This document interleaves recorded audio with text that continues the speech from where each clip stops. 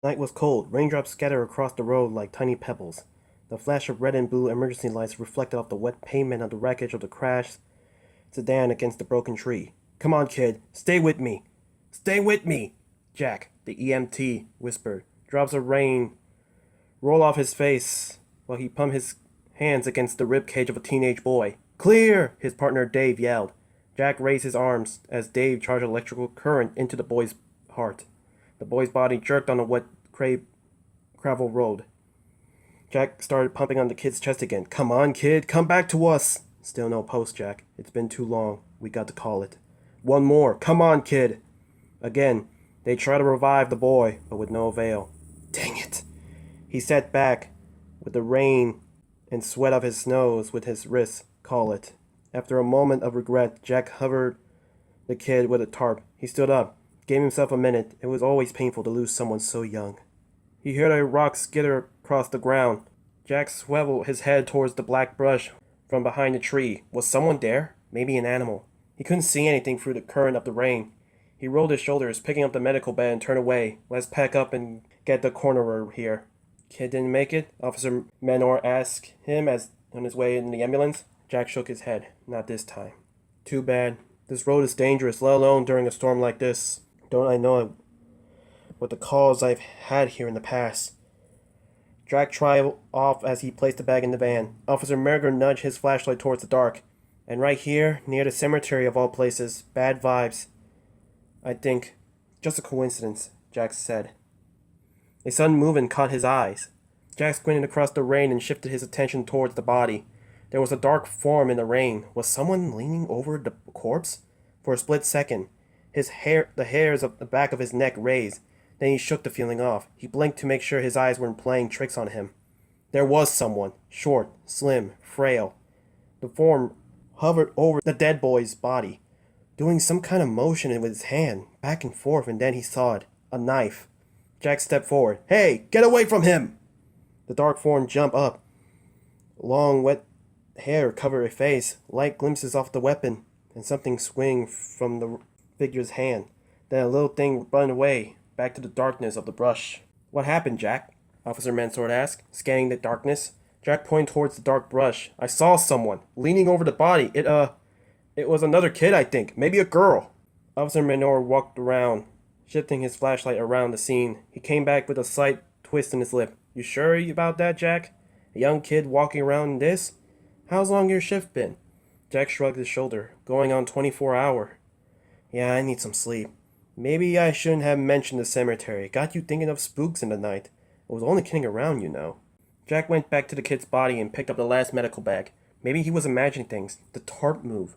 Jack jumped. Holy heck, Dave, we got a live one. What? The kid, he moved. Get the gurney. You sure?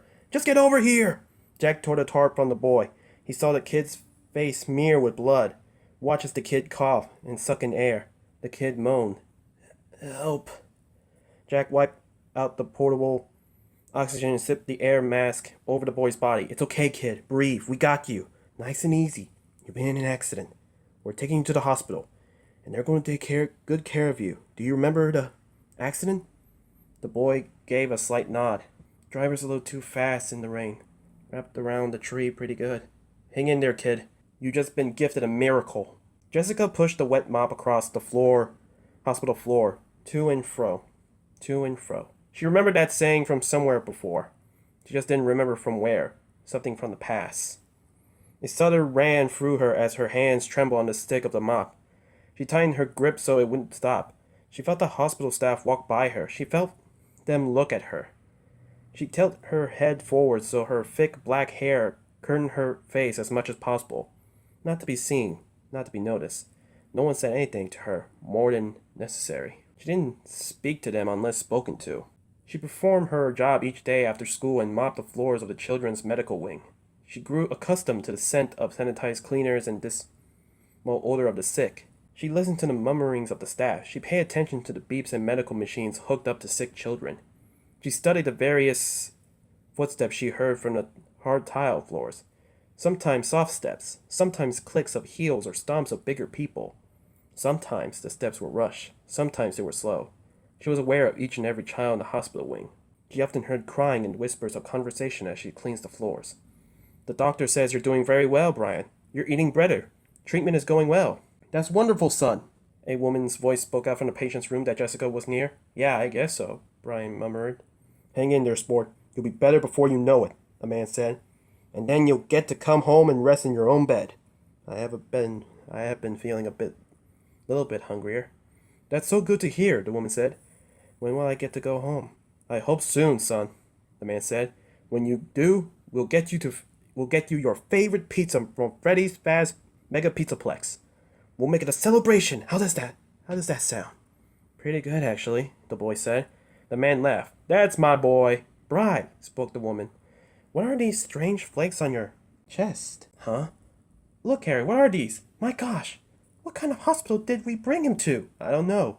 They look like a little bit of silvers, the man said. Relax, Jane. I'm sure they're a reasonable explanation. They've been taking good care of him here. You even said so yourself. He even looks better today. I know, but... The woman called out the room. Nurse Macy, please, can someone come to my son's room? Yes, Mrs. Ramon? Is Brian okay? Nurse Macy asked. Yes, but what is this strange stuff on my son? I don't want anything on him that's going to make him sicker.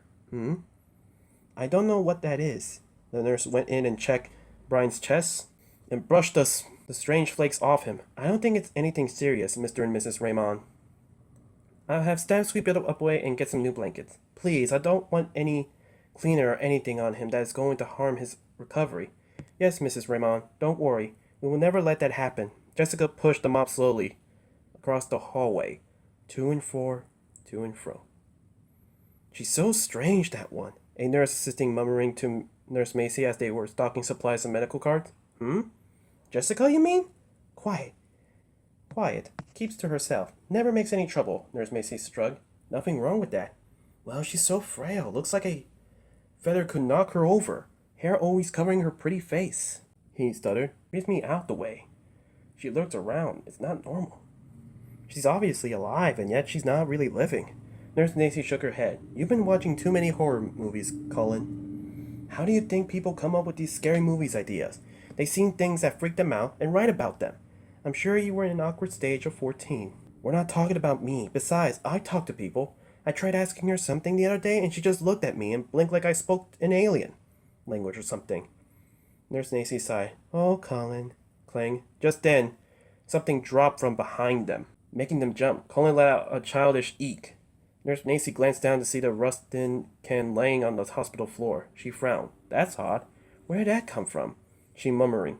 She glanced left and right and spotted Jessica mopping not far from them. Oh, Jessica, would you mind picking this up and throw it away? I don't know where it came from. Must have dropped off in the kitchen cart or something. I'll have to tell them to be careful with their garbage. Jessica gave a silent nod and dragged the mop, picked up the can and threw the nearby trash can. Thank you. Oh, and Jessica. Jessica slowly lifted her head, her hair partly to reveal her delicate features. Her eyes were dark. Didn't you used to be brighter brown? Wondered Nurse Macy. One small beauty mark was dotted high on her left lovely cheek, but her skin seemed to have lost some of the rosy flush it once had. Her lips were delicate and full. Her face was slim and so pretty. She really could be featured in magazines. You're doing a good job for us. Nurse Macy gave a small smile. Jessica smiled, and it seems to brighten her despondent features. I'm glad, Jessica spoke quietly, but that glad didn't reach her eyes.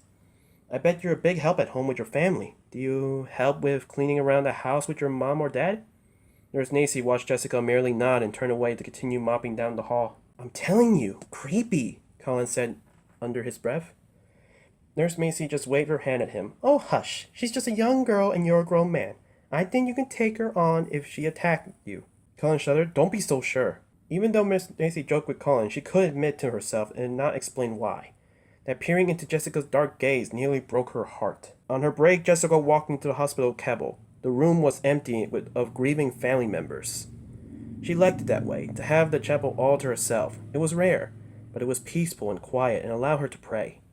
She ran her hands softly over the wooden pews that lined the walkway and chose the first seat. At the front of the room was a large wooden cross hanging on the wall. She smelled the fresh white flowers set out to display on both sides of the room.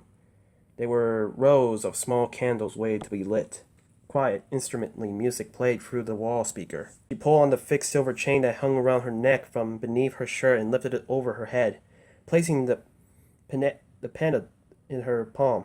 The pendant had once been a whole heart, much larger and thicker. Now it was slightly bigger than a crescent moon, about the width of her thumb with rough scratches embedded on one side. Nearly finished. She clasped her hands around the pendant and closed her eyes. Please help me do good and continue with my purpose. Please help me make a difference. Please help me help others who are sick. Give me the strength to right my wrongs. Give me the courage to do what's right. Thank you. Hello, miss. Are you doing okay?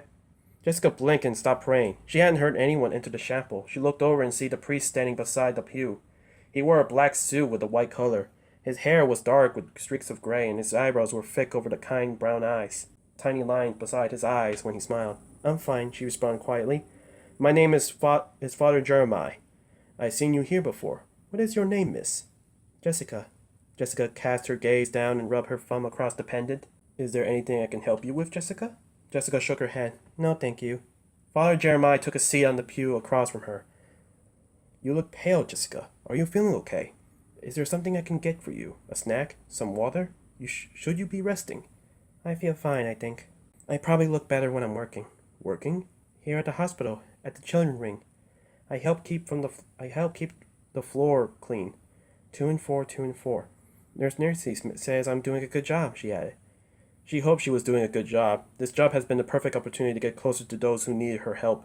It was rare for her to come across others who were sick in the outside world. She heard a car accident last night, by chance. A miracle. Some might call it. She heard a terrible screech of tires, the harsh crash of a car against a tree. It had taken her time to get there through the heavy rain. She had watched the ambulance come and the ATMs try to save the boy. They had been able to save him, but she had. She was glad she's been there to help. She cut it close, though, and nearly been caught. She could never allow that to happen. Ah, yes. I know Nurse Macy. A very kind, caring nurse, Father Jeremiah nodded. I'm sure you're doing a good job. He cleared his throat. You know, Jessica, some people come here asking for help in their prayers, and I often listen to those who have burden to release or healing and experience. Expressing our worries, our problems help us to allow what is heavy in our minds and hearts. Jessica simply said, That's nice. She felt she was already letting go of something very important in her own way. She never shared her thoughts with anyone because no one would be able to truly understand what she was going through. If you ever feel the need to talk to someone, I am here nearly every day to speak with. Should you choose, I am happy to help in any way I can.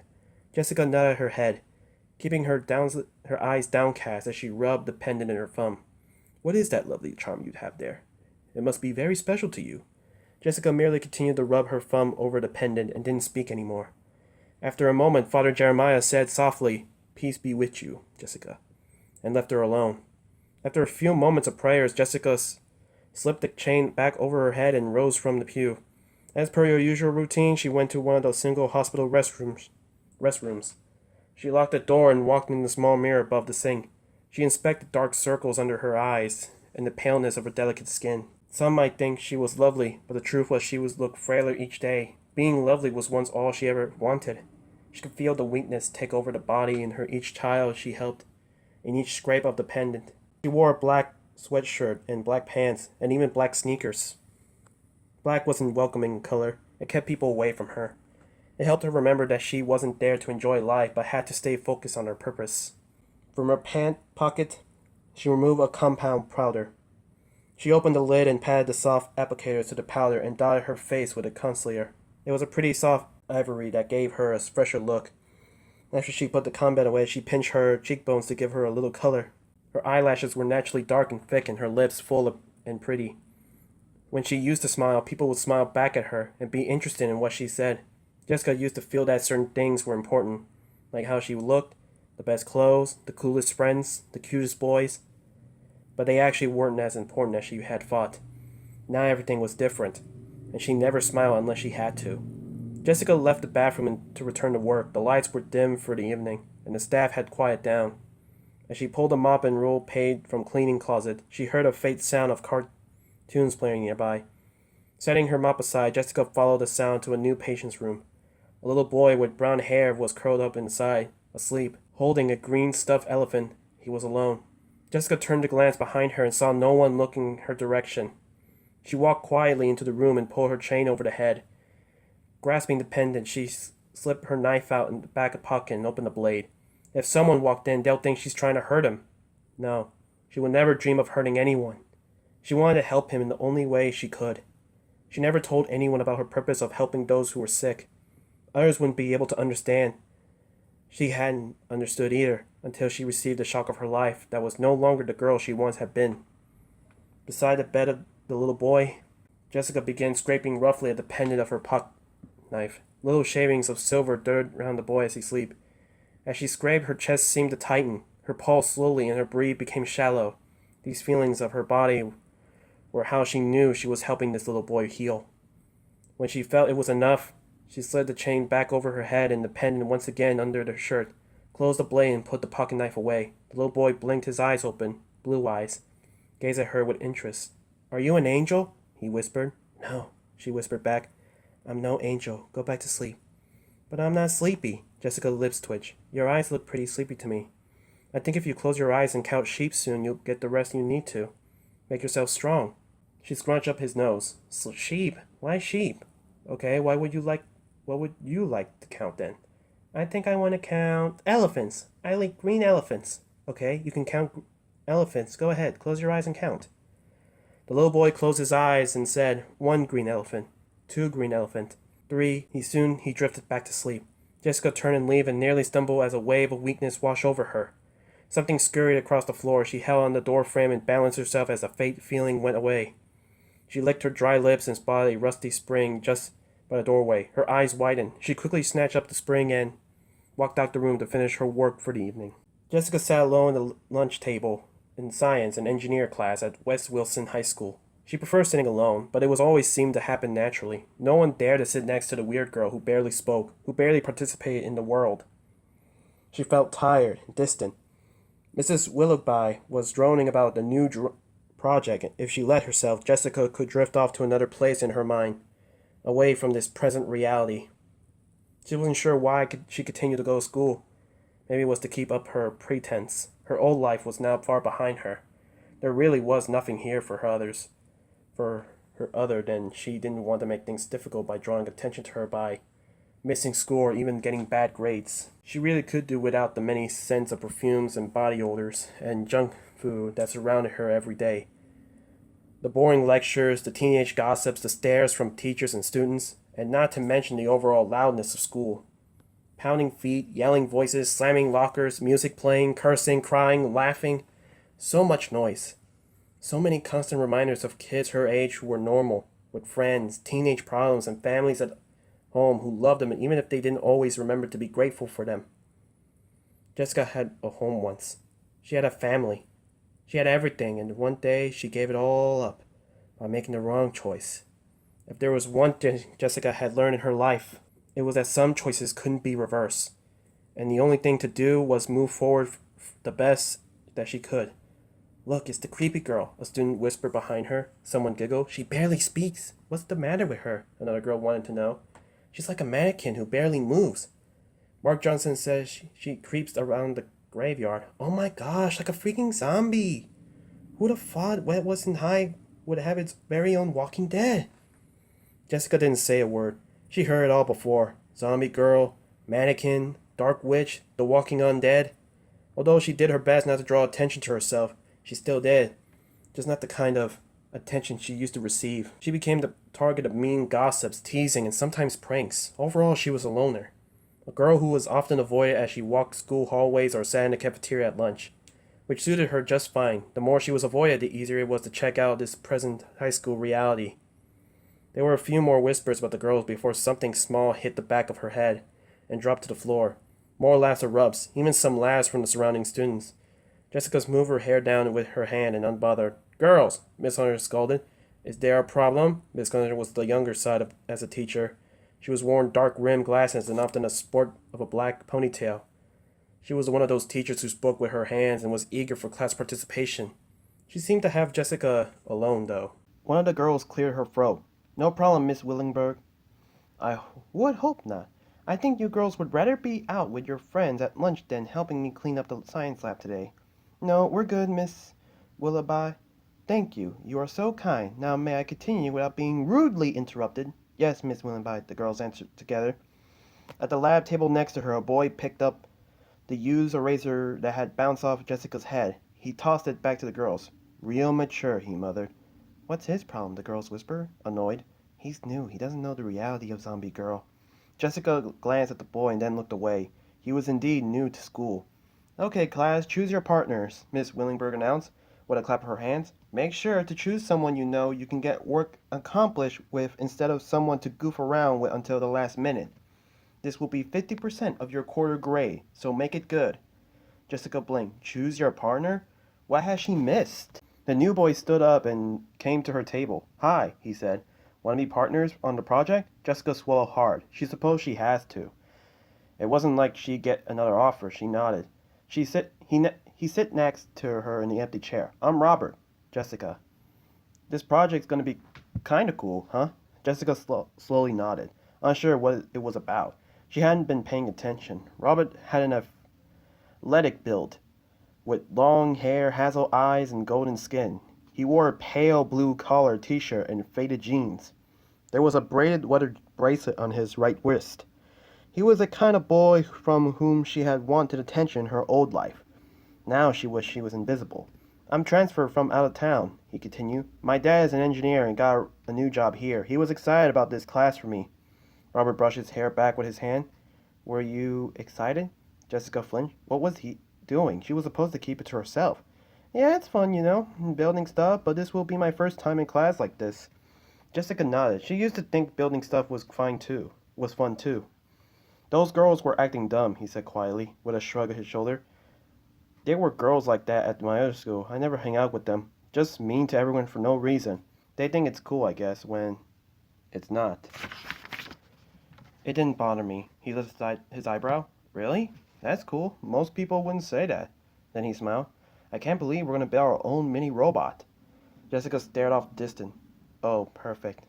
After school, Jessica was seated at the table in the school courtyard waiting for Robert. They had a couple of class sessions to plan on the bot project and decided to make a mini rolling bot that carried items on its back and was controlled with a remote.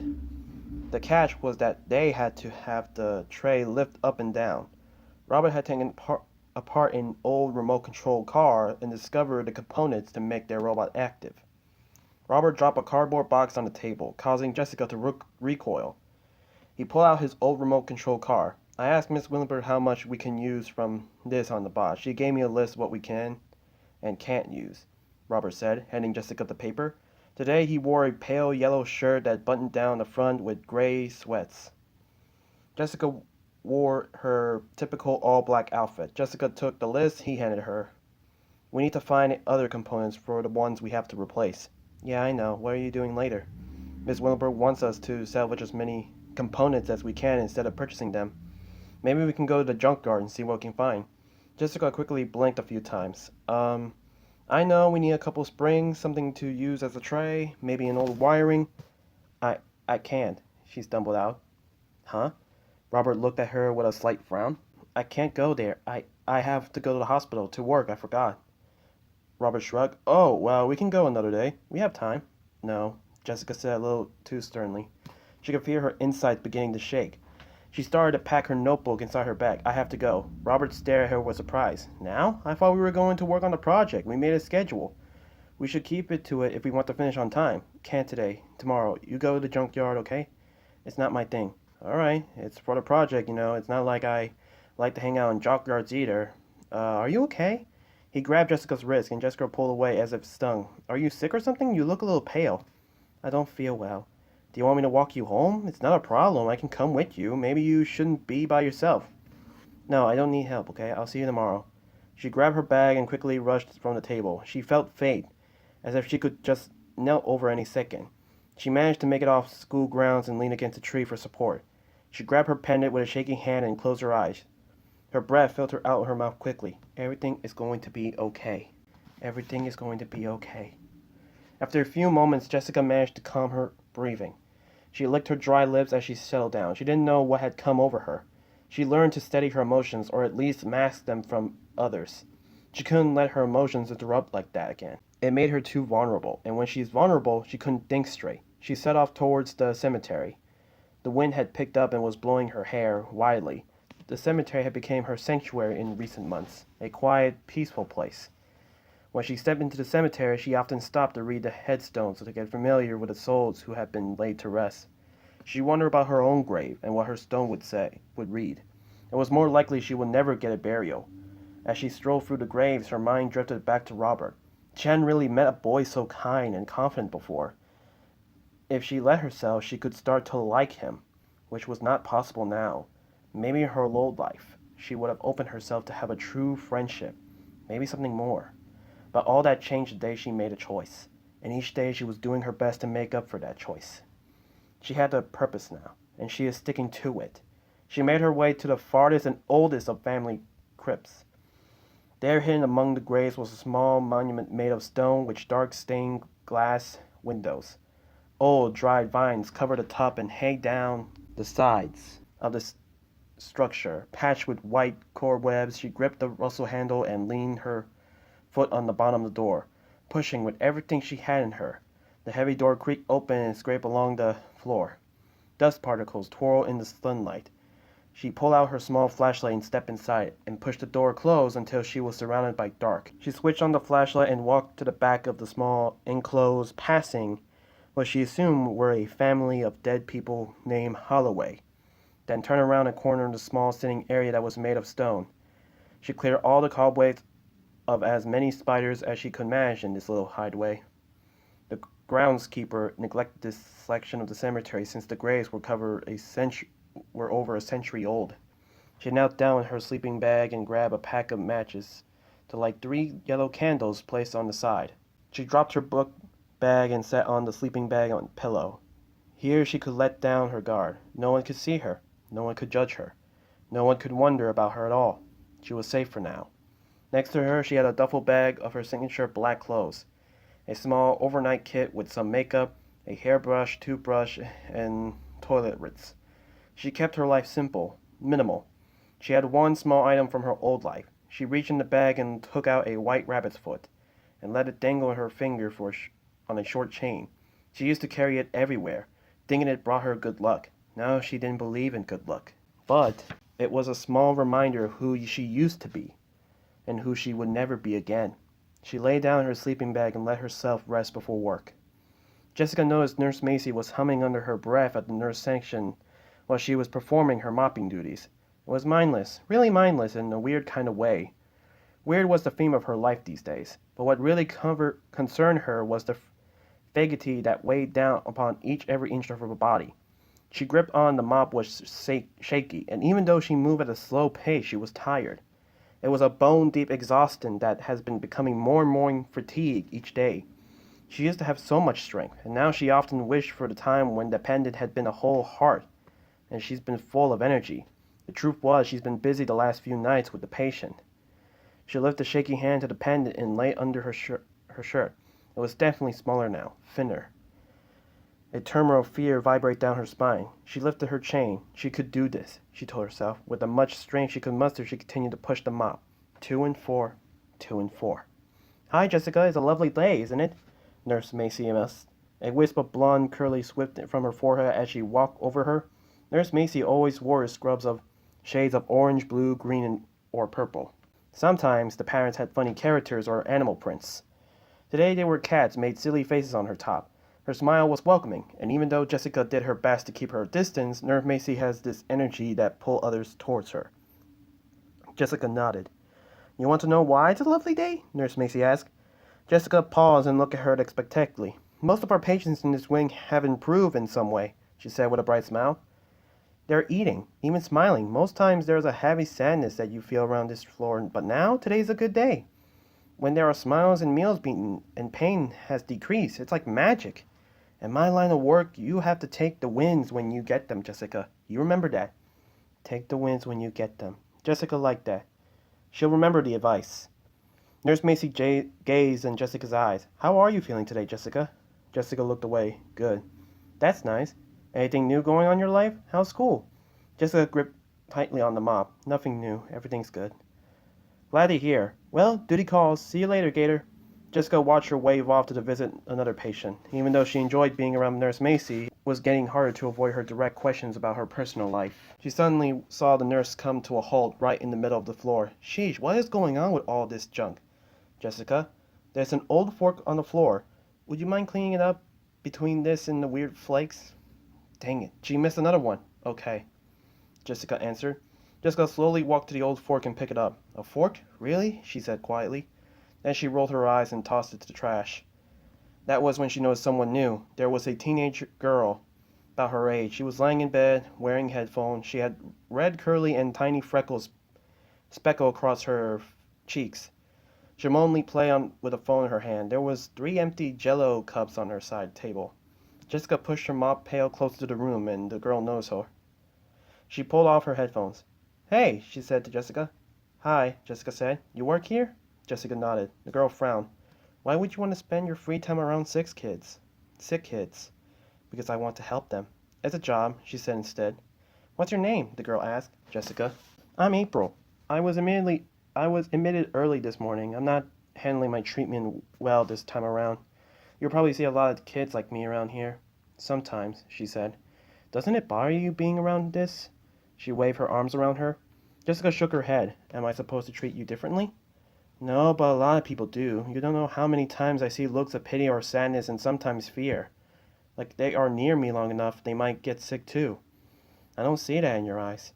They stared at each other for a few moments. Then Jessica said, Got to go back to work. Okay, you should stop by sometime. I'll be here, unfortunately, eating lime jello. Jessica nodded as she pushed her pail away. I got some springs, wiring, some bolts, and metal slats. What do you think about this tray? It's an old one, but it's cool, right? Robert said to Jessica as they sat at the lab table in class. Just the right size for the mini-bot.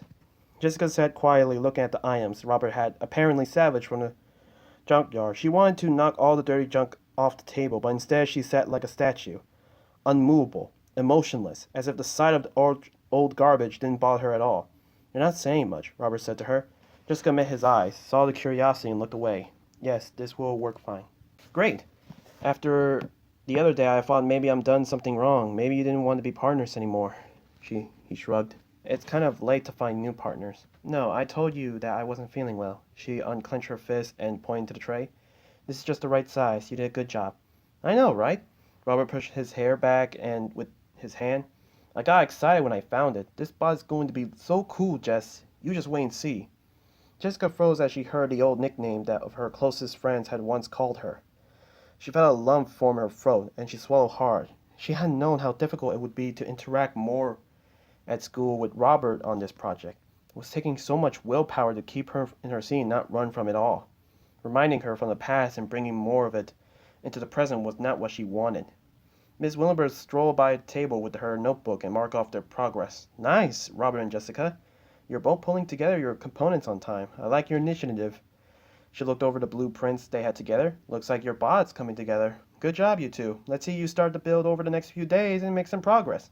Okay, Robert said with a smile. Jessica nodded. How do you feel about the project, Jessica? Miss Willenberg asked her directly. Jessica blanked. Miss Willenberg usually avoids speaking with her. I feel good.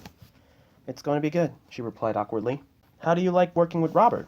Jessica glanced at Robert and then looked back at the pieces on the table. Good, she mumbled. He's a good partner. So is Jessica, Robert piped in. She works really hard helping me on the designs and keeping us on track. I'm glad we're all good, then, Mr. Willenberg said with a small smile. I'll check back with you in a couple of days about your progress. Keep up the hard work. Miss Willenberg walked to the next table and Jessica could feel her shoulders relax. Robert rubbed her hands together, excitingly lit in his eyes. Let's get started, Jess. Jessica watched Robert set down a few components for the structure of the mini-bot. She was very aware that she hadn't moved to help. She set out 4 metal slats that would connect to the framing of the mini-bot. 3 of the metal pieces were obviously old and from the junkyard. 1 piece looked freshly newly purchased. Go on, pick one up, she told herself, but she couldn't bring herself to move past her hesitation. The used parts were dirty and old and stuck in rust and grease. They remind her of things she'd rather forget. But she knew that she couldn't avoid this forever. She couldn't just have Robert do all the work on the mini-bot.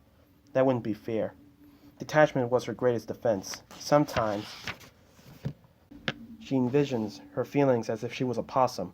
When a possum felt it was in danger or threatened, it froze into a catatonic state. Jessica imagined her feelings being just like that. When she was strong, she could manage to shut down her inner feelings until the threat was over. Right now, she was the possum. Her aversion to the junk did not affect her. In fact, she was very much frozen inside until the threat of her feelings had passed. She slowly reached for the dirty metal slates. She felt the cold steel in her grip, and she brought it towards her. She stared at it as she turned it over and examined the rust edges. She could touch anything from the junkyard and be okay. It would not harm her or affect her feelings. She set it back down and rubbed her fingers against her pant leg and exhaled a deep breath. Success. Nurse Macy was checking on Billy's vitals. Color had come back to his cheeks and his appetite has increased, which in turn gave him more energy. "You're doing so well, Billy," she told him. "You're eating all your meals like a big boy and taking your medicine." "I am a big boy," he declared as he zoomed a toy airplane over her arm. "Yes, you are. Hey, Nurse Macy, what will I get to see the angel again?" "Angel?" Nurse Macy asked with curiosity. "Yeah, the angel who helped me feel better." "Oh, yeah, how did that angel make you feel better?" "She came to me in the night and then I felt better. I'm not sure how she did it. She must have used magic. I liked her. I want to see her again." "Wow, that's pretty good. You must have a guardian angel looking over you, Billy." Billy lifted his little fist in triumph. "Yeah, I have a guardian angel." As he sifted tiny specks fluttering in his blanket, Nurse Macy spotted the flakes and silver in dismay. "What is this stuff?" She quickly brushed them off Billy's blanket. "Yes, you are a lucky boy. I'll check on you later. And bring you some pudding. How does that sound?" "Yum, chocolate, please." "You got it. I'll be back in a bit." Just then, there was a loud clink from outside Billy's room. Nurse Macy started. "What in the world?" She walked down the room, and in the center of the hallway she found a piece of car muffly. Frustration coursed through her. "This is getting ridiculous. Who is playing these pranks?" She spotted Jessica nearby, mopping. "Jessica, did you see someone drop this?" Jessica's eyes widened. No, I didn't see anyone else in the hallway." "Well, someone thinks they're funny, and they're not," she said a little loud so the culprit could hear. "So they better stop. Please, Jessica, grab some gloves and throw this garbage out. I'm trying to keep a clean floor here. If I get a surprise visit from the higher-ups and they found this garbage around, we'll be in big trouble." Jessica nodded and hurried to the janitor's closet. Nurse Macy frowned. She called and checked with the nurses on the other floors, and no one was seeing junk left around their areas. It was just the children's wing for some reason. She decided to take a walk around the floor to see if she could spot any more tricks happening around the patients' rooms. She turned around the corridor, and sure enough, she found a couple of greasy bolts. Disgusting. Nurse Macy grit her teeth. Once she found out who's doing this, she's going to give them a good scolding of how dangerous to leave indestructible objects on the floor for someone to trip over. Not to mention how unsanitary it is for so sick patients in the hospital. She might even turn them over to the hospital security to give them a good scare. She'll slip on the rubber gloves that were scuffed in her pocket and pick up the bolts, and continue until she found a small rusted can. She swiped that up, but she didn't see anyone around. Then she found herself right in front of the hospital capitol. Was the culprit inside? She wondered. She jumped the drunk. She dumped the junk in the nearby trash bin along the dirty gloves and stepped inside to peaceful music. There was an old woman sitting in the center of the pew, but Nurse Macy couldn't imagine she was the prankster. She stepped farther in and walked in front of the pews, looking around for anyone who might be suspicious. "Hello?" Father Jeremiah said from behind her. Nurse Macy jumped and put a hand on her chest as she turned. "Hello, Father," she said quietly. "Sorry, didn't see you." He lifted his thick eyebrows. "How are you today, Nurse Macy?" "I'm doing well. Father, how are you?" "I am well. Coming in for a visit." She began to nod, and then her face heated from the fib. "Well, I'm looking for someone who's been playing some pranks around the children's floor, leaving pieces of garbage around. Nothing serious, I hope. It could be, so I need to put a stop to it, but I can't seem to figure out who it is yet." "I'm sure you'll discover your truth soon enough." She nodded. "I hope so, Father. By the way, there's a young girl named April on our floor. It would be nice if you could visit her and put her in your prayers. She could use some cheering up." "Thank you for telling me. I will do that. How is our friend Jessica doing?" Nurse Macy smiled. "Oh, you know Jessica. She's doing okay, I think. She does a good job for us." He frowned. "I worry about her. So frail, so quiet. I've been praying for her lately. She visits here often." "That's nice, Father." "I worry about her too. She could use a friend, I think." Nurse Macy nodded. "I think so." Father Jeremiah smiled. "Well, peace be with you, Nurse Macy. Have a good rest of your day." Thanks, Father. Same to you. I hope you discover your prankster. Just remember to go easy on whoever it is. Everyone has a story that we did not know yet. Yes, Father, I'll remember that. Nurse Macy sighed and started to return to work on her foot knocking against something. She bent down to pick it up. She narrowed her eyes on a discovery. It was a rusty lock. Jessica sat on the chair on Robert's dad's workshop as Robert soldered some wires in the minibot. The workshop was pretty neat, she thought. Shelves with label boxes lined one wall. There was a work table that sat against the opposite wall and another work table in the center that Robert was working on. She stood on the other side of the table wearing goggles. She had felt hesitant having this next meeting at his house. It was too close, too personal. But Jessica knew that they have to work together to get the minibot completed, and the next step had to be soldering the minibot's guts together and the arms that made the tray go up and down. Robert turned off the soldering tool and lifted his goggles. I think I got it. You know, Jess, we really need to agree on a name for the minibot. She lifted her goggles on her forehead. I like calling it minibot. Even though Jessica had no intention to be funny, Robert chuckled. Minibot, the MB, huh? Yes, we could just give it a number, like the minibot 5000. Robert made a face. Not very original. Robots aren't always original. Sometimes they are just made from boring old junkyard scraps. A heavy sadness suddenly came over Jessica. She clenched her fists. She really thought she'd gotten over the sadness and pain of her predicament, and had settled on overall acceptance. But lately, emotions and feelings had been coming back to the weirdest moments. Why now? What had changed? It's not always about where things come from, Jess. It's about what you made of all these pieces once you have them. Jessica frowned. My dad told me that once, and it always stuck with me. Remember, he's an engineer. He's always creating something out of pieces. Knock, knock, said Jessica's mom, as she entered the workshop, holding a tray, a plate of brownies, and 2 glasses of milk. I thought you hard-working engineers could use some body fuel. She had honey blonde hair just like Robert, but she was shorter and her face softer. Jessica noticed they had the same welcoming smile. His mom set the tray at the side work table. Thanks, Mom, Robert said. Jessica thought about she could say something too. Yes, thank you. I hope you like brownies and milk, Jessica. Do you have any allergies? No, I don't. Good, enjoy them, she said. I look forward to see your finished robot. Robert's mom left, and Robert grabbed the tray and brought it to their table. He set it down, grabbed a brownie, and took a bite. These are the best, he said with a mouthful. My mom is an awesome baker. Try one. Jessica was hesitant to take one. She had watched Robert chew his brownie and then gulp at some milk. The truth was, she used to love brownies. They were her favorite dessert. But she never treated herself anymore. Never allowed herself to enjoy sweets or anything that could send her to her old life. She believed she didn't deserve them anymore. Come on, you know you want one, Robert said to her. Jessica tilted her head to the side. I guess I can have one. Are you not supposed to eat sugar or something? Not really. Jessica reached for the brownie. She could already smell the coconut and butter. She took a small bite and closed her eyes. The brownies taste heavenly. Oh my gosh, that was really good, she murmured, enjoying the sweet tray. I told you, the best. Baking is one of my mom's favorite hobbies. You know, Jess, Robert said, you haven't told me how much about yourself, or anything about your family. What do your parents do? Jessica blinked. You never ask. Well, and I'm not much into sharing, she interrupted in order to sidestep the conversation about family, and took another wonderful bite. He smiled. Like I couldn't tell, you're not like other girls. I know, I'm not trying to be conceited, I just know that I'm different. Weird. I wouldn't call you weird. I mean, other girls I've met like to talk about themselves, sometimes too much. Worry about a lot of drama. You handle things differently, quietly. It's nice. Jessica didn't know what to say. Anyway, he continued on, then cleared his throat. I know I'm new here and I don't have any much friends. Yes? You heard about the prom coming up? She nodded. I'm not a junior. I am. Jessica met his eyes, and Robert seemed to blush. He brushed a nervous hand across his hair. I wonder if you would like to go with me. What? To go to prom? I thought it would be fun to go together. Jessica stared at him in shock. Her brownie half eaten in her hand. She was actually speechless. She worked so hard to separate herself from school, from others, to be invisible so she could make herself. And now she's met a new boy, who strangely didn't think she was weird, and wanted to take her to prom like a normal teenager. It's in a week, he said quickly, to fill the silence. Do you think you have to work? Maybe you can request it off? His cheek reddened. I mean, if you want to go with me, unless you have already asked. Who asked the zombie girl? No one asked me. Rumber smiled. Well, what do you say, Jess? Would you like to go with me?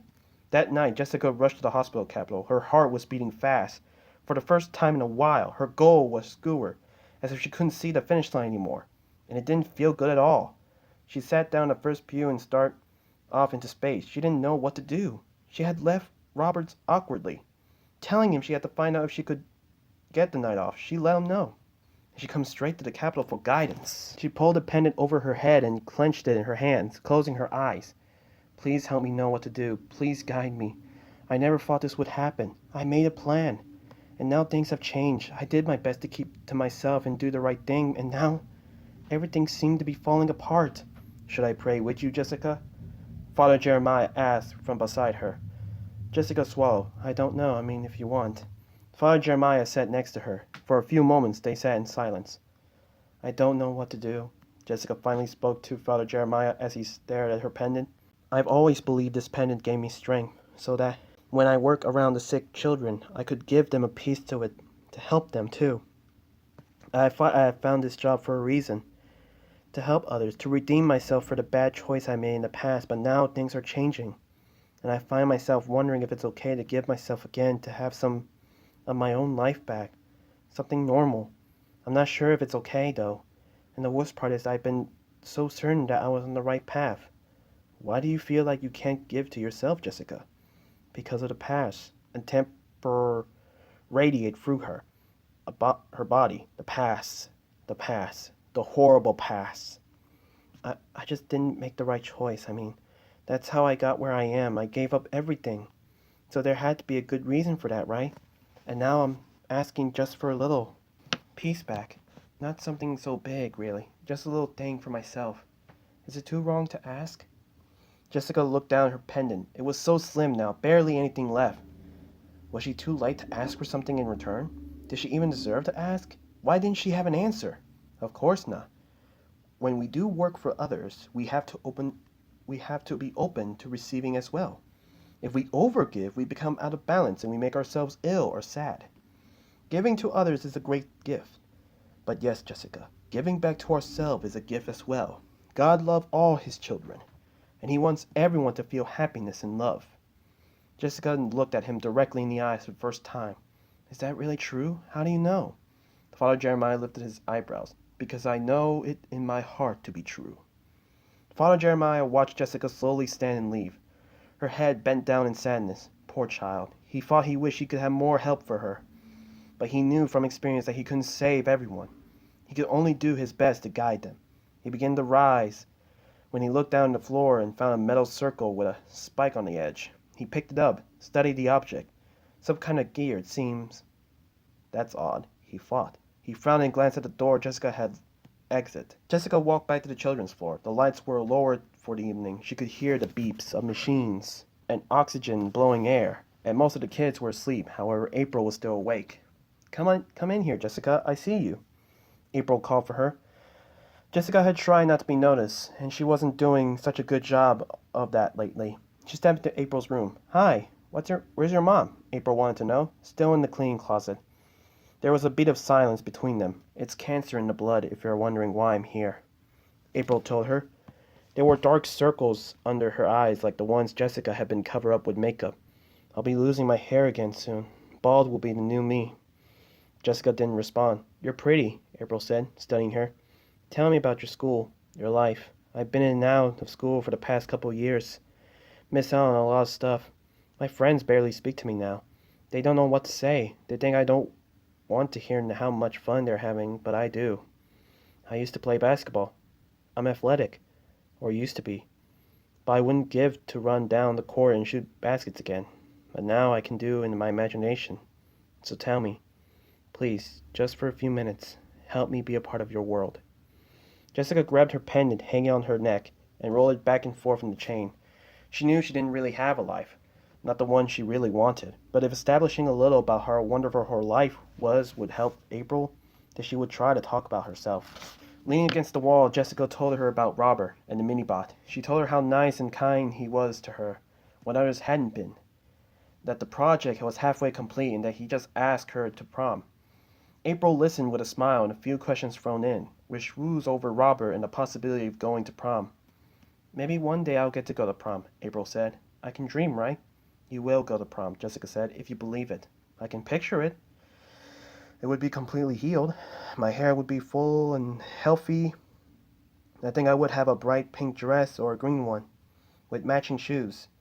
I would go with a nice boy like your friend Robert, dance all night and laugh with friends, maybe even be a part of a royal prom court. Then we would all go together somewhere, like the beach. We'll run around a small campfire, talk about our dreams. The stars and moon would be shining down on us. Maybe the boy would give me his coat because I was cold. Then when it was quiet and we were alone, we would give a kiss under the stars. It would be the best night of my life. Jessica pictured the scene along with its April, but instead of April, it was Jessica having the best night of her life at prom.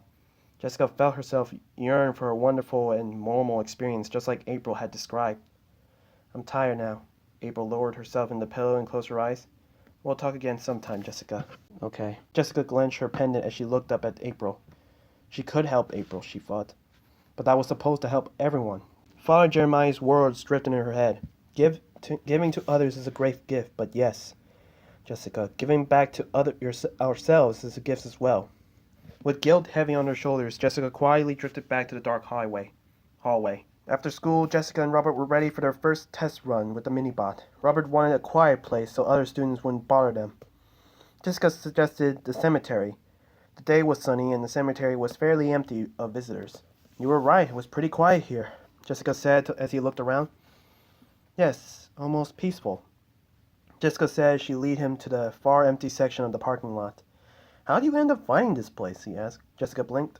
Well, his eyes widened. Oh, do you know someone buried here? Jeez, I'm sorry. Oh no, never mind, she said, not having an explanation about he would understand. Let's just get set up. The small bot was melded together with various metal parts from the junkyard that remained components, beyond the hardware store with a tray on its back. The arm has been fused together with aluminium tubing, with the wires tucked inside. It's not yet painted or officially named, but it was ready for a trial run. Robert set the minibot down and then placed a soda can on the back of his tray. Okay, Jess, this is our first test run for the minibot 5000, Robert announced. Jessica's eyes widened. You name it after my choice? I thought you said it wasn't original enough. Yeah, but it's the best name we have, and MB deserves one, so minibot 5000 it is. You ready to take some notes? Lately, being with Robert and experiencing his kindness, Jessica felt so an unfamiliar warmth inside her when she spent time with him. And when he made nice gestures to her, like choosing her name for the minibot, she couldn't really remember feeling this way before. Or maybe it's been so long she had forgotten. She wasn't sure it was wrong or right, but she knew she enjoyed feeling good. She nodded. Notebook check. Okay, switching on the minibot 5000, turning on the remote. Here goes nothing. Robert pushed the knob on the control forward. There was a pause, and then the minibot shifted an inch forward and started rolling. Yes, it's working! Robert shouted. Jessica smiled as excitement for creating something new rushed over her. We actually did it! Okay, here goes the ultimate test. Robert pushed the button on the remote, and the tray rose slowly. Then he switched the button again, and the tray shifted back down. All right, he said with excitement. The lift works. Robert directed the minibot 5000 and turned right and then left, then back around to stop in front of Robert's feet, right before the wheel suddenly fell off. The minibot 5000 fell on one side. The soda had tipped over and fell on the ground.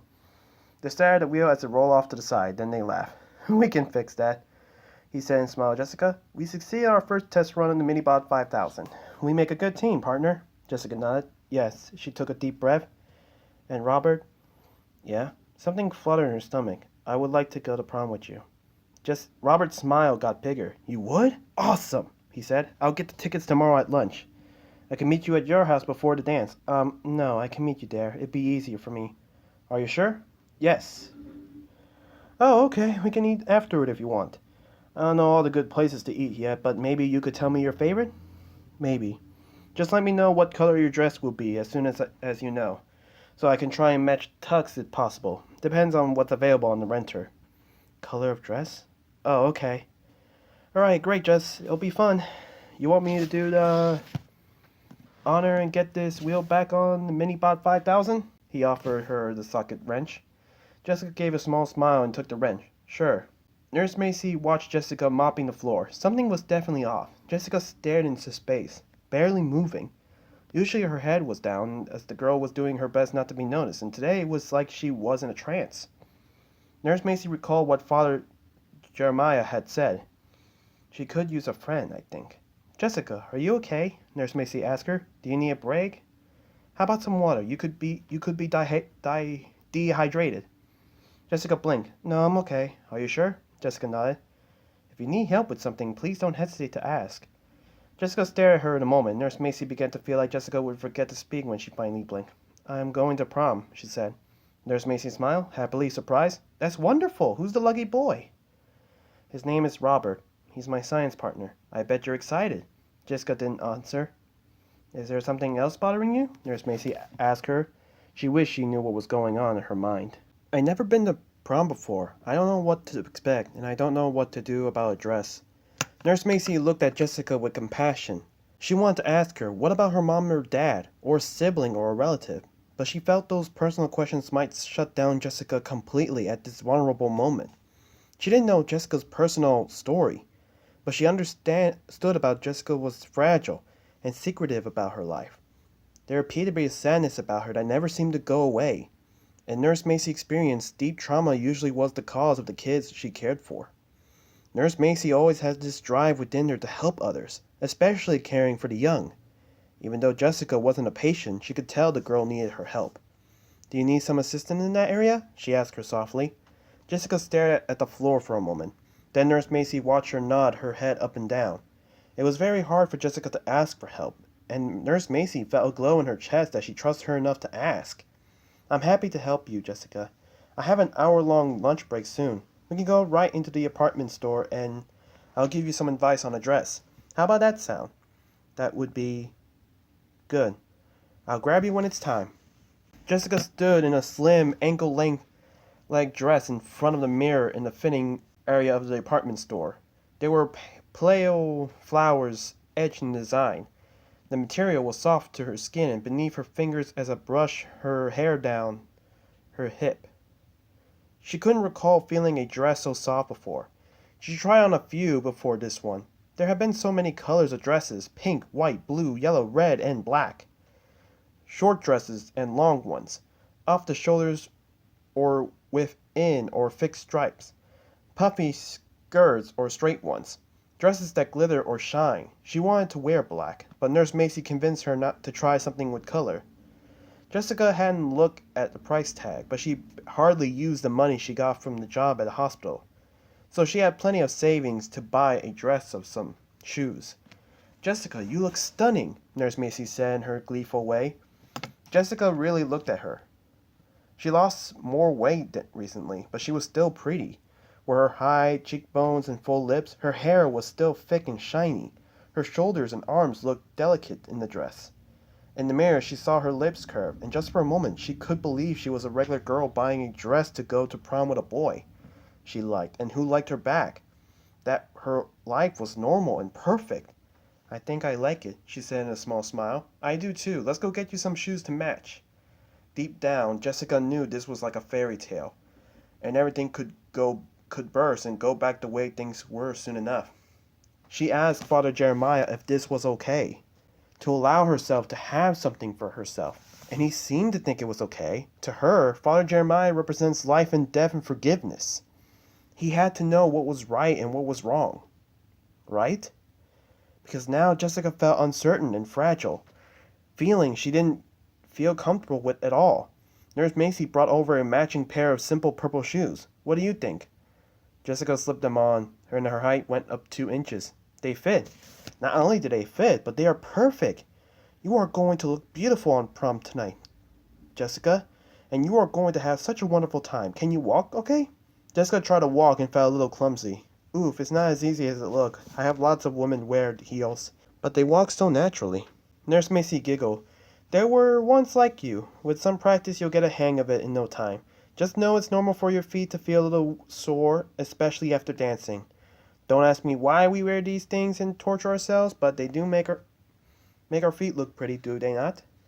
They do. Jessica glanced at Nurse Macy in the mirror as she gave her tips on how to walk confidently. Nurse Macy had always been so kind to her, just as she was kind to all her patients.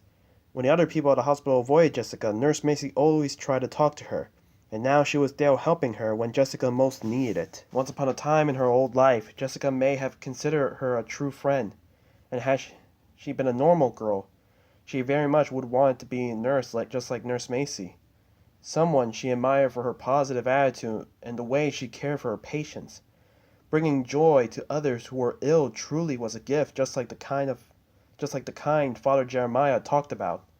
I bet your family will love the dress you picked out, Nurse Macy said, searching Jessica's glance in the mirror. Jessica said she tried to think of a response. She supposed a typical parent would have loved seeing their daughter in a pretty prom dress, but that wasn't the case for Jessica. She tried to think of something to say, but her mind went blank. A sales lady walked up by them by the fitting room and stopped. Wow, your daughter looks gorgeous. Is this for prom? Jessica and Nurse Macy locked eyes in the mirror, and Jessica had no idea how to respond. She simply looked at her shoes, her hair shielding her face. She does, doesn't he? Nurse Macy suddenly say. Yeah, it is for prom, and this is a perfect dress. We'll definitely take the dress and the shoes. Jessica raised her head and blinked in astonishment. She didn't question why Nurse Macy didn't correct the sales lady about her being her mom. She guessed it didn't really matter. Explanations took too much energy sometimes. It was better to just let others see what they wanted to see. As Jessica continued to look at herself, she let hope spread inside her for the first time in a long time. Prom night was going to be perfect. After her shift, Nurse Macy wanted a nice hot meal while watching one of her favorite TV shows. She vowed she would get that soon enough. It had been about a week since she had taken Jessica to buy her prom dress, and she's been wary with herself about what she should do. Should she leave well enough alone and let Jessica's business be, or should she take action to help her? She finally decided to take an action. Nurse Macy rechecked a copy of Jessica's work application that she submitted in the hospital and tried not to let the guilt get to her invading a young girl's privacy or violating HIPAA. She read Jessica's address and put it in her phone GPS app to guide her to Jessica's home. She felt she was doing this in Jessica's best interest by getting down to the truth of the teen's family life. Nurse Macy felt if she knew what was going on at home, then she should be able to help her. Maybe speak to the parents or her guardian. Explain her worries about Jessica's health and demeanor. Perhaps even let them know what Jessica needed some help emotionally. Jessica was a wonderful girl. She deserves family support for things like prom. She deserves someone to care about her. She deserved to be happy. Nurse Macy knew Jessica was hiding something about her home life, but she wasn't sure what could be. She had a habit of sticking her nose where it didn't belong, but that was what made her a darn good nurse. She investigates the facts to better help her patients, and with Jessica it was no different. When Nurse Macy saw someone in need, she reached out for help, especially when the poor girl had to ask her older co-worker to help her get a dress for prom. Where was her mother and father, or guardian? Why wouldn't a 14-year-old have someone to turn to? It was so sad, and she couldn't stand it. A few minutes later, she drove down an older section of town. Some of the streetlights were burned out, and she could see many of the homes were run down. There were a couple of boarded-up windows with graffiti sprayed across garage doors. Turn right on Cemetery Lane. Her app replied to her. Nurse Macy turned right. The night was clear, and the stars shined on the town. She drove past the cemetery and looked at the dark gravestones. Felt a shiver crawl down her spine. The poor girl lives near a cemetery, she realized. Down at the end of the road was a last dibble house on the block. Your destination is on your left. Nurse Macy pulled along the sidewalk and parked her car. She got out and clicked her car fob to lock her doors. She took a deep breath and pulled her coat closer around her neck against the cold of the evening. She could simply explain to Jessica and her family that she was worried about her and wanted to make sure she was okay. Then she would ask to speak to her guardian alone and explain her worries. She didn't want to embarrass Jessica at all. She walked up the creek walkway to the door. The light was dim and she could see the light of the inside through the curtains. The paint was chipping off the house and door. Nurse Macy knocked. She heard a little dog bark in the footsteps before the door swung open. An old woman with glasses stood in the doorway. She had curly in her hair and no teeth. Nurse Macy could tell by the way her lips were pursed. Her skin was wrinkled and pale. She wore an old ripped robe the color of gray storm clouds. Yes, the old woman said as she squinted at Nurse Macy through her thick glasses. Hello, my name is Nurse Macy. Nurse? Don't need no checkup. Had one just the other days. Hush up, Pipsy, the old woman said to her little barking dog. Oh no, I work with Jessica. Are you her grandmother? Nurse Macy could understand clearly why Jessica didn't have the support she needed. If she was living with her grandmother, she likely had to take care of this woman rather than the other way around. Who'd you say? Don't have my hearings, Aiden. Can't hear as good as I used to. Nurse Macy leaned in closer. Jessica, is she here? May I speak with you about Jessica? Jessica? Don't know, no, Jessica. Nurse Macy blinked in confusion. She stepped back to look at the house number. Is this 333 Cemetery Lane? Yes, but you must have the wrong house. No Jessica here. Now I need to get back to my shows. Don't want to buy nothing, either. Oh, well, I'm sorry, I didn't know what happened. The door was shut in her face, and the porch light turned off. Nurse Macy sighed in frustration. Where in the world are you, Jessica? Jessica was in total darkness. Her surroundings were completely quiet except for her breath.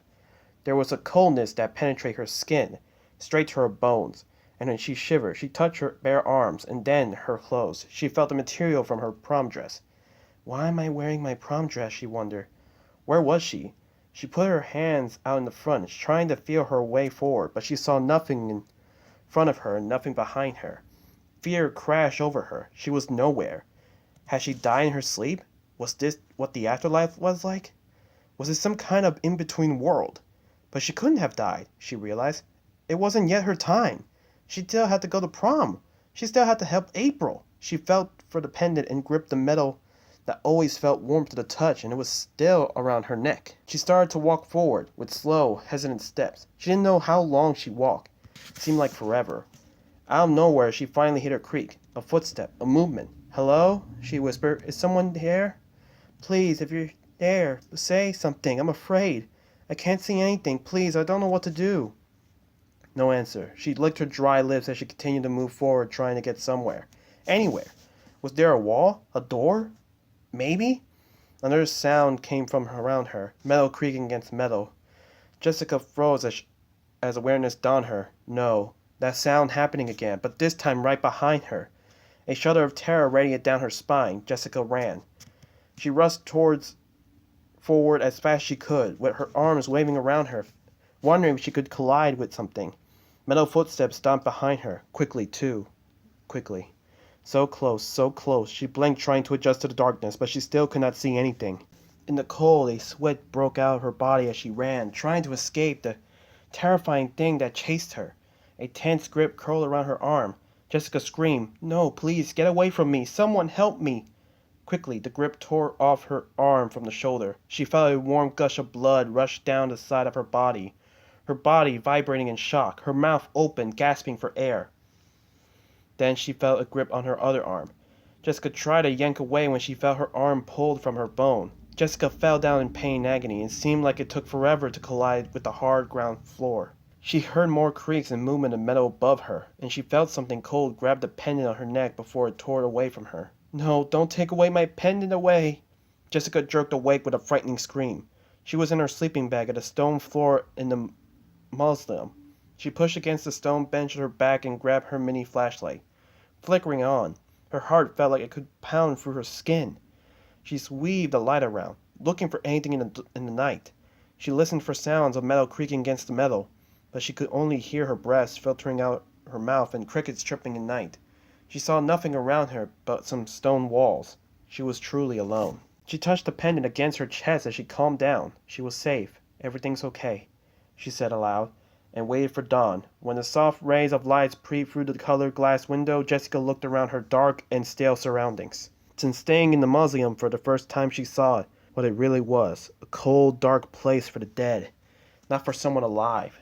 Not for someone who wanted to live. The next day, during science and engineer class, it was time to present the Minibot 5000 to Miss Willingberg. In the class, Jessica sat next to Robert in their lab table. The Minibot 5000 was sitting on a table between them. They painted some of the parts Robert's favorite color, blue. Jessica held the final written report in her hands to turn in with the presentation. She felt nervous, which was odd for her. She noticed Robert bouncing his leg up and down. He seemed nervous too. They tested out Minibot 5000 a few more times, and everything had generally worked. But as they learned throughout the project, something could go wrong at any time. During their other test runs, the Minibot 5000 had burned out a wire, which had to be replaced.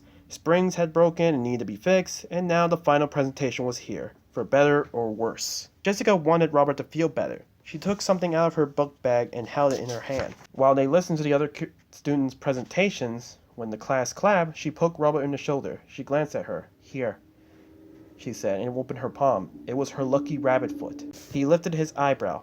"A rabbit foot?" It's for luck. I know we'll do well, but it might make you feel better to have a little extra luck on your side." He smiled as he took the rabbit foot. "That's cool. Thanks, Jess."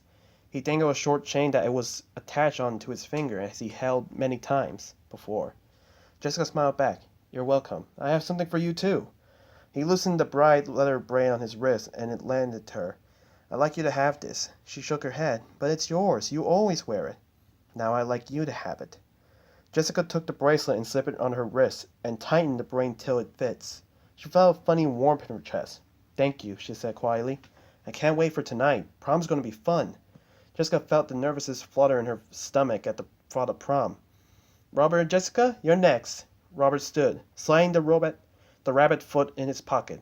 "Look, it's Ken and Zombie Barbie," the girl behind them said, with a few laughs followed.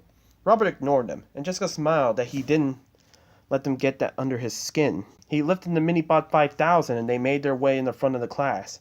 It took 15 minutes to discuss their entire plan for the Minibot 5000, the designs, the compounds, the building of the bot, and the trials and tribulations that followed with test runs. "And now let's see Minibot 5000 in action," Robert announced. Surprisingly, Robert handed the control of Jessica to perform the Minibot 5000 presentation to the class. Then all eyes would be on her alone. She nearly didn't take it. She was used to being invincible, being looked over and forgotten. Robert gave her a reassuring smile. "You can do it," he whispered. With a trembling hand, she took the control. She flicked on the switch on the Minibot 5000 and then the remote. Robert grabbed a soda can and went to the other end of the presentation floor. She pushed the knob to move the bot forward towards Robert. Minibot 5000 spluttered at first as usual, then moved towards him. She stopped it right in his feet, then flickered the button so the tray elevated. Robert placed the can on top of the tray, and Jessica flicked the button so that the tray went back down. The can wobbled but stayed upright. She then backed it up and turned the Minibot 5000 around. She guided it to Miss Willingberg and raised the tray for her teacher to grab the soda. "Well, thank you, Minibot 5000. I don't mind if I do," Miss Willingberg said. She lifted the soda, cracked, opened the tab, and took a sip. "Yummy!" The students laughed. "A successful Minibot, you two." "Great job." She praised their work as the class clapped along. Robert smiled, and even though all eyes were on Jessica, she didn't care. She smiled back at him. As they sat back down their seat, the girl came up to Jessica and Robert's table. Jessica automatically ducked her head, her hair sliding against her face. "Hi," the girl said to Jessica. "I'm Tina." Jessica lifted her head and blinked in surprise. "Oh, hi." The girl had blonde hair pulled back in the ponytail. She wore a black sweatshirt and faded jeans. Jessica noticed her in class a few times. She kept to herself and was often studying alone. "Your bot was really cool," Tina said. "Thank you. I like yours too, the moving arm, right?" "Yeah, thanks. I paired up with Blake. He's okay. Maybe next time we can work together." Jessica glanced towards Robert, but he was talking to another student. "Yeah, maybe we can," she said. "Okay, see you around, Jessica." "Okay, bye, Tina." Jessica couldn't believe it. Another student actually wanted to speak with her and could possibly work with her on the project in the future. She was used to kids avoiding her, and now another student wanted to be around her. She swallowed, trying to warp her mind around how quickly things were changing, and she was afraid she was starting to like the changes. After school, Jessica walked by April's hospital room. The girl was asleep. Prom was soon, but she wanted to come in and see how April was doing. Maybe talk to Father Jeremiah again. She passed by the nurse station where she overheard Nurse Macy talking to Colin, the nervous nursing assistant. "April has a high fever, and we tried different antibiotics to bring it down. For some reason, nothing's working," Nurse Macy said, clearly frustrated. "That sucks," Colin said. "She's a sweet girl, talks with me and asks me so many questions just about my life. Darn it, I feel helpless when the medicine that are supposed to work don't help at all. It's frustrating. I want to help these children, not just comfort them." Jessica gripped the pendant and wondered if she was doing the right thing by going to prom instead of helping April. Seeing April laying in the bed, pale and fragile, while she had the chance to make her better, seemed so wrong. She had to be perfectly sure she was making the right choice. "Oh, Jessica," Nurse Macy said when she noticed her. Jessica stepped forward. Yes? I want to talk to you about something important. Jessica blinked. Okay. It's prom night, right? Jessica nodded. I want you to have lots of fun. Nurse Macy's face blushed. Well, I tried to go to your house last night to check on you, but there is an error on your home address you have listed in the hospital. Is it an old address? Jessica blinked rapidly. Oh no.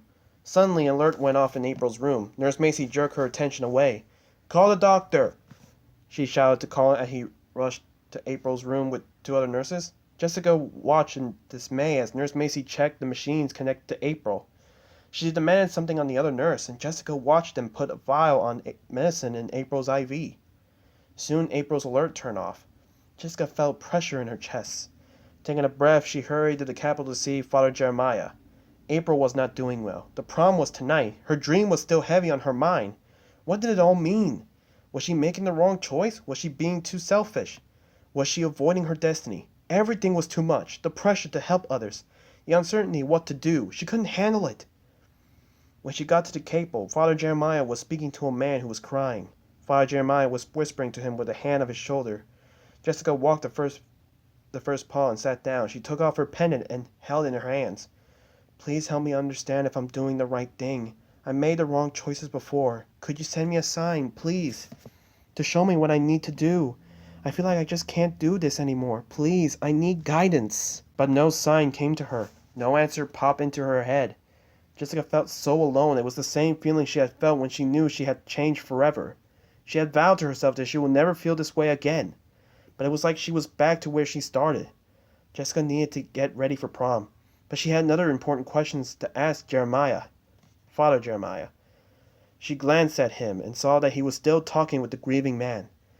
She wanted to know if there really was an afterlife. It didn't look like she would get the answer now. She left the couple and hoped he was doing the right thing by giving her some of her life back. Prom night had arrived. Jessica's stomach was in knots as she walked into prom with Robert on her side. Music seemed to bounce off of walls. Kids were chanting in tuxedos. Kids were chanting, laughing, dressed in pretty dresses and dark tuxedos. The dance floor looked full, and there were still more kids sitting in tables. There was a corner set up and take pictures and long tables lined with snacks and drinks. Chaperones were on the side, watching the kids dance. Robert had given her a corset, a pretty wine rose with baby briefs, tied in a purple ribbon. Luckily, Nurse Macy had told her about the bun sting, or she wouldn't have one for him. Some of the kids who made fun of her stared at her, and Jessica hesitated. They likely hadn't expected Zombie Girl to go to prom, let alone have a date. They were probably waiting for her to do something crazy like attack them with vampire fangs or something. No, she would break out the fangs. She might just fall on her face. Between getting a little sleep, doing all the work or presentation, and all the excitement of getting ready for prom, Jessica was exhausted. She'd gotten ready at the museum instead of the hospital like she planned, afraid to run into Nurse Macy again and have to answer questions where she lived. Jessica had no idea what she would tell the woman. She never really had to lie up her life because usually people stayed away from her. And the candlelight with a small-handed mirror, and she had an extra layers of makeup on her face to cover her shallow skin and the dark circles around her eyes. She put on some tinted eyeshadow, and she felt her long hair down. Her nerves were practically shot, but she was determined to enjoy every minute of the prom experience. Deep within, she felt like this could be her last chance to experience something very special. You look very pretty, Jess, Robert told her. She glanced at him and smiled as they walked further into the room. Thank you. You look really nice, too. He wore a nicely fit black tux with a light purple vest. The white rose pencil was pinned against his shirt jacket. Want to dance first or get something to drink? Robert asked. Jessica looked around, wondering what to do first. She wanted to soak up every part of the experience. Let's dance first. All right. Robert led her to the dance floor. They squished in between couples as slow beats began to play through the speaker. Robert put his hands around her waist, and she put her hands on his strong shoulders. He smelled like a faint cologne that he must have wore just for the dance. She realized things changed for her the moment she met Robert. Over the last few weeks, he had slowly gotten close to her and helped her open up to him in some of the experience she never thought she would have again, such as making friends, being more present in her life, even something as simple as indulging her favorite dessert. She thought the only way to fulfill her purpose was to keep the distance from others. She thought she deserves to be alone for her past mistakes, but no matter how she tried to stay away from others, it hadn't worked. She'd gotten to know Nurse Macy, Robert, and now even making new friends like Tina. And she was actually at prom. She couldn't believe this was happening. Something good, something special. For her. Maybe even though she made mistakes in the past, she could be forgiven and be deserving more in life. Maybe Father Jeremiah was right about being open to receiving happiness and even love. Jessica and Robert sway back and forth to the slow music. It was beautiful, really. Even being packed without so many kids, she could feel herself start to sweep from the heat surrounding her. It didn't matter, though. This was a night she would always remember, so she could replay this night over and over in her mind as many times as she wanted. Jessica? Jessica looked at Robert's eyes. It was like time stood still. He leaned down to her ear and spoke over the loud music. Jessica, I want you to know that I really like you. Getting to know you these past few weeks have been special. When I moved here, I thought it would be the same boring experience at my other school. But when I met you, you were different. You made me feel different. He leaned back and smiled at her. She leaned towards his ear. I like you too, Robert. You helped me come out of my shell a little more. I was used to keeping myself. I don't have lots of friends, but you've been a good friend to me. He smiled and leaned back. I'm glad I could help, and I'm happy you came to prom with me. Me too. A moment passed as she looked at each other. Then Robert leaned down towards her. He was going to kiss her. Oh my. She never kissed a guy before. Her stomach fluttered. She felt sweat drip down the side of her face. Robert's cheeks glided against the dampness of her face. She felt his lips brush against hers. Robert staggered back. What is this? He brushed his hand across his face and Jessica froze. There was a dark grease on Robert's face, on his lip. He stood frozen in horror. Grease that was old, slick, and dirty, and it was from her. Oh no. No, no. Something inside her cracked, as if she had been carrying within her this delicate cup of hope and dreams and happiness, and now the cup's broken, spilling out all that she had ever wanted. I'm sorry, she gushed out, frantic. Let me help. She reached out for Robert, trying to help him. He jerked away. Ugh, filthy. He spat out. He swiped his mouth, spit out on the floor. Filthy. Jessica stepped back and knocked into someone. Watch it! A girl snapped, then looked at her and her eyes widened. Oh my gosh. This was it, she thought. This was the sign she's been waiting for. Kids stopped dancing to stare at her, some pointing at her. Others made faces in disgust. The girls from science class were laughing at her. She made the wrong choice again. She shouldn't have come. A wave of heavy darkness engulfed her. Sounds faded in and out her ears. Robert, the dance, the students, the decor. Everything drifted away as it never existed. And that was supposed to be this world wasn't for her. It was for someone else who deserved it. She could feel herself running as tears streamed down her face. The blare music disappeared, the cold night surrounding her. And all she could do was run far, far away. Nurse Macy was going over her patient's charts at the nurse station. She was worried about April's health. She was afraid there was no hope for the young girl. Mixed in with her worry about her patient was her worry about Jessica. She had gotten a chance to talk further about the girl's address, but she wasn't going to let it go. When Jessica returns to work tomorrow, she'll sit her down and really ask her about her family. No more excuses. She just hoped Jessica was having the time of her life at prom. Colin walked up to her. April is not improving. Her pulse is friendly. Her vitals are weak. Fever is still high. Nurse Macy sighed. I know. She's the only one who hasn't made any improvement. It's no good. I just called Father Jeremiah to come and say some prayers on her behalf. It couldn't hurt. I'm open to any miracle for the young girl. I'll update her doctor right away. Suddenly, the hospital door swung open with a loud commotion. Nurse Macy and Colin turned their heads toward the door. Colin stuck in the air. What the heck? Jessica? Nurse Macy called out, just confusing. Jessica looked terrible. Her face was pale. Brownish liquid streaked down her face from her forehead, eyes, and nose. The liquid had dripped down her neck onto her beautiful dress, which had been brought not too long ago. Jessica looked wild, crazy. Nurse Macy stepped forward to ask her what happened, but stopped in shock as Jessica ran past her. A few nuts and bolts littered behind her, scattering. They were followed by an old wrench of a rusty bike pedal that fell into the floor. Nurse Macy's eyes widened as Jessica ran to April's room. We need security, Colin said behind Nurse Macy. Then Jessica slammed the door shut. Nurse Macy and Colin scrambled towards the door. It's jammed, Colin spat out, struggling to turn the handle. Nurse Macy hit the door with her palm. Jessica, open the door. Talk to me, please. Through the glass of the hospital room, she watched Jessica pull out the necklace from her head. It was the pendant she always had seen her wear. Then somehow had a knife. Jessica! Jessica began to winnow away the charm above April's bed.